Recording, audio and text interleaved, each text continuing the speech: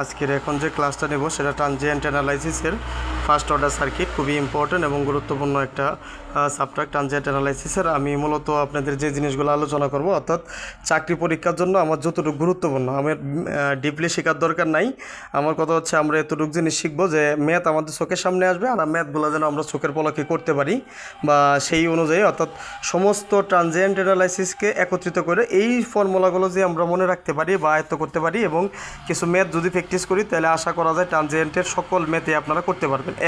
প্রথম যেটা প্রয়োজনীয় সূত্র আমরা আলোচনা করব ফার্স্ট অর্ডার সার্কিটে, সেটা step response of RC circuit. অর্থাৎ আমাদের যে সার্কিটটা থাকবে সেটা রেজিস্ট্যান্স এবং ক্যাপাসিট্যান্স যদি থাকে, রেজিস্ট্যান্স এবং ক্যাপাসিট্যান্স এই দুইটা রিলেটেড যদি হয়, তাহলে আমরা প্রথমে যে কাজটা করব ওই সার্কিট থেকে টাইম কনস্ট্যান্টটা বের করব। যেহেতু ক্যাপাসিটর আছে, সেক্ষেত্রে আমরা সার্কিটটা থেকে যেই জিনিসটা আমরা বের করব সেটা হচ্ছে টাইম কনস্ট্যান্ট হচ্ছে আরসি, আর বলতে এখানে থেভেনিন রেজিস্ট্যান্স, অর্থাৎ ক্যাপাসিট্যান্সের সাপেক্ষে সমতুল্য রেজিস্ট্যান্স, ক্যাপাসিট্যান্সের সাপেক্ষে সমতুল্য রেজিস্ট্যান্স আমরা তার আমরা টাইম কনস্ট্যান্টটা বের করব, সেটা হচ্ছে ক্যাপাসিট্যান্সের সাপেক্ষে টোটাল রেজিস্ট্যান্স, এটা আরটিএস, অর্থাৎ আমরা থেভেনিন রেজিস্ট্যান্স। আর এর সাপেক্ষে ভোল্টেজ বিটি ইকুয়াল টু আমরা লিখতে পারবো B infinite plus B zero minus B infinite bracket E to the power minus T by tau. এখন বি ইনফাইনাইট হচ্ছে স্টেডি স্টেট ভ্যালু যখন চলে যাবে, আর বি জিরো হচ্ছে সুইচিং মুহূর্তে, অর্থাৎ সুইচটা অন করার সাথে সাথেই যেই ভোল্টেজটা আমাকে দেবে সেই ভোল্টেজটা আমরা বের করব। আর এটা হচ্ছে কি বি ইনফাইনাইট। এখন একটা কথা মনে রাখি, যদি কোনো সময় বি ইনফাইনাইটের ভোল্টেজটা বি ইনফাইনাইট যদি জিরো হয়ে যায়, তাহলে আমরা সরাসরি বিটি ইকুয়াল টু লিখতে পারবো B zero E to the power minus T by tau.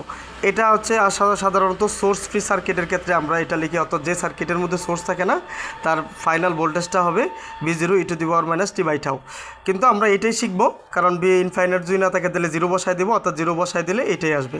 ওকে, আরেকটা জিনিস আসতে পারে, সেটা হচ্ছে স্টোরেড এনার্জি। যেহেতু ক্যাপাসিটর, সেই ক্যাপাসিটরের স্টোরেড এনার্জির সূত্র কি? হাফ ইন্টু সিবি স্কোয়ার, ক্যাপাসিটরের ক্ষেত্রে হাফ ইন্টু সিবি স্কোয়ার। এখন অনেক সময় আমাকে বলতে পারে ইনিশিয়াল ভোল্টেজ, তাহলে ইনিশিয়াল যদি বলে সেক্ষেত্রে আমরা লিখবো B zero equal to half into C B zero square, অর্থাৎ ইনিশিয়াল মুহূর্তে যে ভোল্টেজটা হবে সেইটার জন্য যে শক্তিটা সঞ্চিত হবে সেই শক্তিটা বের করতে বল। এখন দ্বিতীয়তে আরেকটা আছে আরসি সার্কিট, আরএল সার্কিট। তাহলে আরএল সার্কিটের ক্ষেত্রে time constant L by RTS, আর কারেন্ট হচ্ছে আইটি, ওইটার মতো খালি ভোল্টেজের জায়গা বি এর জায়গা তাই বসায় দিব, IT equal to I infinite plus I zero minus I infinite. এখন যদি সেটা সোর্স ফ্রি সার্কিট হয়, সেক্ষেত্রে I of T equal to আমরা লিখতে পারবো I zero E to the power minus T by tau. অর্থাৎ ইন্ডাক্টর যদি হয় তাহলে আমরা এই ফর্মুলা বসাবো, আবার ক্যাপাসিটর হইলে আমরা ভোল্টেজের ফর্মুলা বসাইবো, এবং বাকি যেই storage energy equal to half into CB square. এখন যদি ইনিশিয়াল ভোল্টেজ হয়, ইনিশিয়াল স্টোরেজ হয়, তাহলে ইনিশিয়াল স্টোরেজের ক্ষেত্রে আমরা লিখতে half into L I zero square, এটা লিখতে পারবো। ওকে, তাহলে আমাদের এই ফর্মুলাগুলো কাজে লাগবে।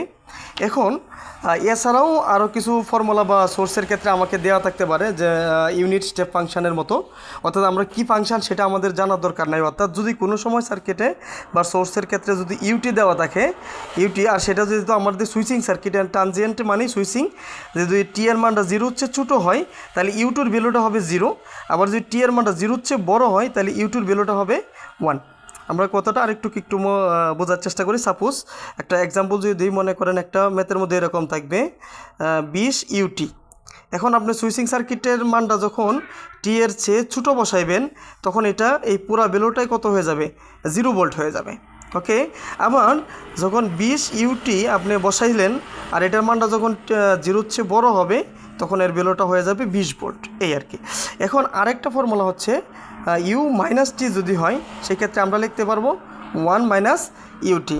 এই ক্ষেত্রে যদি এরকম হয় 20 ইউ মাইনাস টি, সেক্ষেত্রে আমরা এটা লিখতে পারবো 20 মাইনাস 20 ইউটি, এটা লিখতে পারবো। এই ক্ষেত্রেও ঠিক সিমিলারলি যদি টি এর মানটা 0 চেয়ে ছোটো হয়, সেই ক্ষেত্রে লেখা যাবে কত ভোল্ট? 20 ভোল্ট, কারণ এটা হয়ে যাবে 0।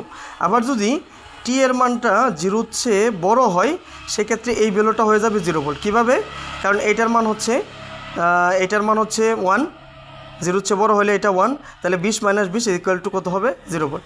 এই গুরুত্বপূর্ণ একটা এক্সাম্পল, অনেক সময় অঙ্কের ক্ষেত্রে এটা আসে।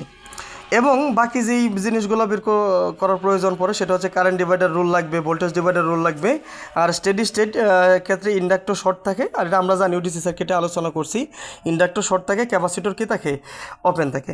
তাই আমি আপনাদেরকে পুরোটা একত্রিত করে দিচ্ছি, আপনারা ইচ্ছা করলে এটা একটা স্ক্রিনশট দিয়ে রাখতে পারেন।